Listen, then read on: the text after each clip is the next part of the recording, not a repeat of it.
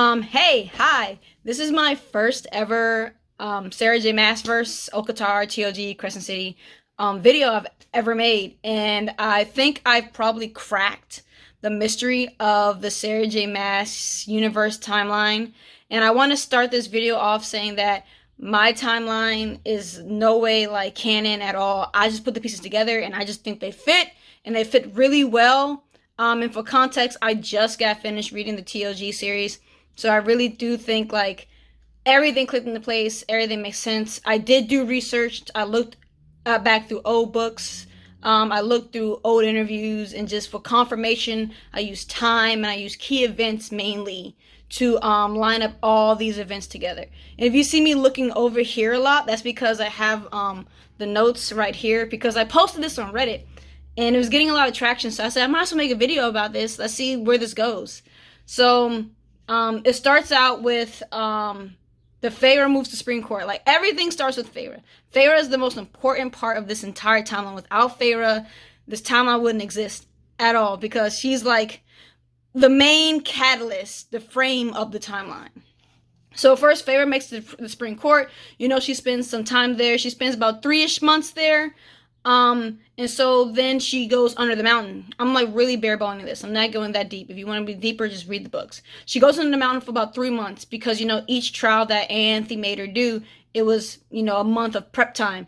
After that, she spent 3 more months with Tamlin in the Supreme Court, because it was the first month where Rhys didn't grab her, and then Rhys grabbed her, I think, 2 more times. I could be wrong about that, but I think she grabbed her 2 more times, and then the last time Mor came in and saved her. And then after that, the Night Court, she gets taken to the Night Court by Rhysand, well, by Mor, and then they begin the war. And from the beginning to the end of the war, that's about 3 months as well. The reason we know it's about 3 months is because when she was made under the mountain, we know the 3 months she spent with Tamlin and 3 months in the war, because of the whole like menstrual cycle thing that Rhysand mentions, and and Frost and Starlight. Very important book for the timeline, god dang it.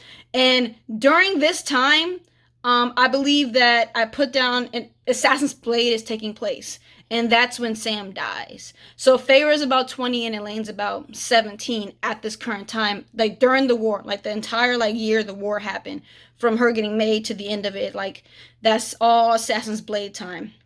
After that, Earth and Blood starts. That's where Danica dies.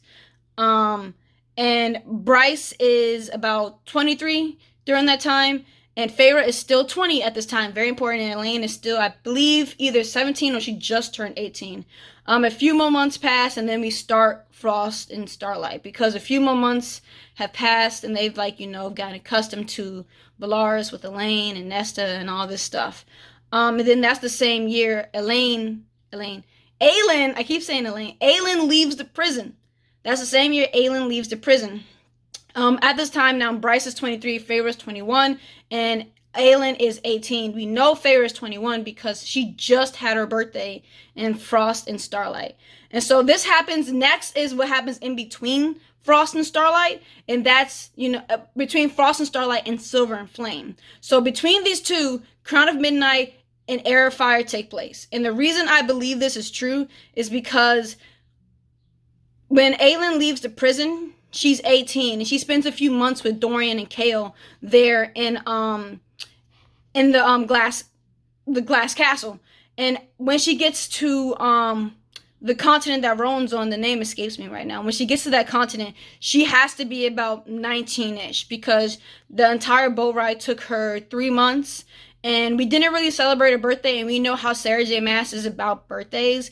If the characters have any downtime and it's someone's birthday, she's going to figure out a way to celebrate that birthday. Birthdays are a huge thing with her. So I'm assuming that since no one was there to celebrate with her, she turned 19 in secret, or she turned 19 while training with Rowan, but I don't think that's true. I think she turned 19 on the boat when she got here.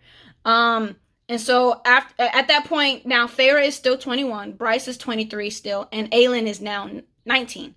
So then Silver and Flame starts, and Queen of Shadows and Tower of Dawn take place. And the reason I believe this is because if you really think about it, now counting Assassin's Blade, all of like TOG takes place in 2 years. A little under or over 2 years, because Aelin was, no, it has to be under 2 years, because Aelin is 18 when she gets out of Endovier, and then when Kingdom of Ash happened, Rowan comments that she didn't even make it to 20 when she was about to make the lock. And so that shows that she 18 to like a few months shy of 20. So 2 years, all crazy, all that happened in 2 years. And now we're moving on to Silver and Flame is near its ending. So this is when Kingdom of Ash is taking place. And this is the moment that's very important, is when the comet is flying through the sky in Silver and Flame, and Nesta comments on that. That is actually Aelin falling through the world. So that's her 19-year-old Aelin falling through the world, trying to slow herself down. And that's why it's red. And then Rhysand lets out a hand and slows her down. And we know this is Rhysand because, number one, she confirmed it. Sarah J. Maas confirmed it in one of her interviews. And number two, we could tell that it was Feyre and Rhys because the female Fae was heavily pregnant, which is literally near, like, lines up, comet, pregnant Feyre, and then the male had wings. So I'm like, that's definitely Rhys. And then Sarah J. Maas just confirmed it. And after Aelin has fallen to the side, Feyre is now 22. Because we know she's 22 now because before the comet flies through the sky in Silver and Flame, they have her birthday, and that's when like Nesta and Cassian finally do like their mating bond thing. And Bryce is 24, and Aelin has to, again, a few months shy of 20. Bryce is 24 because this has to happen like within the 2 years of like her depression after Danica died. And then Silver and Flame ends. And this is, so before I do this part, this is the part where a lot of people in my Facebook group and on Reddit said that we could play around with this. Like the ending timeline is really like playful because at this time that I'm making this, Shadow and Flame is not out yet. So we know for a fact, well, I'm not going to spoil that, but we know for a fact that Nyx is going to show up. Because Sarah J. Maas talked about more stuff in the interview, but I'm not going to spoil that because unless some people don't want to know anything about what's going on in Shadow and Flame. But Nyx shows up, and knowing Nyx's age is going to basically just cement if this is correct or not. So in Silver and Flame, I think it's been about 3 months. And at the end of Silver Flame, I assume that it's been about 3 months since after Nyx's birth.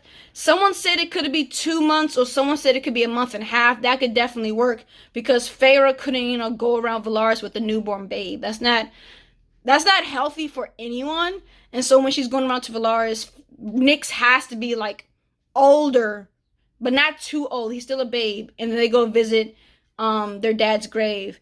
And then this is when the continuation of Earth and Blood starts. Now, Earth and Blood lasts 6 months. But it has to last 6 months because there's a comment that Ethan makes about Hunt and Bryce's relationship. He comments that that Connor had X amount of years when Hunt only had 6 months. And so that shows that they've only known each other for 6 months. And then Sky and Breath takes place, and all of that is about 2-3 months, give or take. I'm guesstimating really.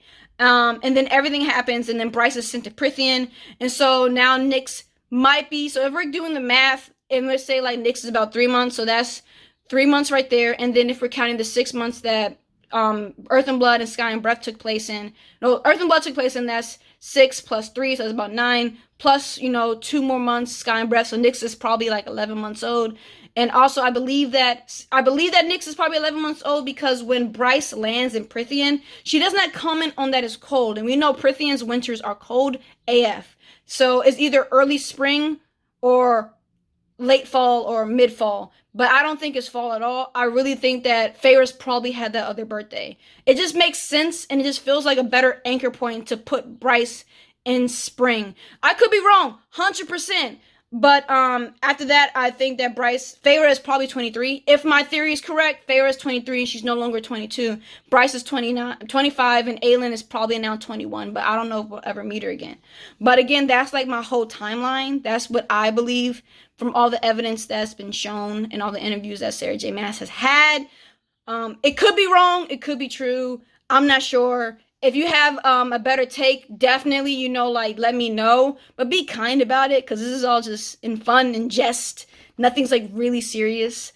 And let me know what you think. And I really, really do think that the earlier timeline, right, before Silver and Flame hits, everything Silver and Flame and up has to be, the actual timeline.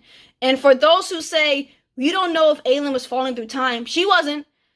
The word keys only work with worlds. We already know that it works with worlds. We've never been under the impression that anyone in Aelin's universe can control time. The only time we've ever seen anyone mess around with time in Sarah J. Maas's universe is Nesta in the harp, and that's when she froze it. So we have like no idea.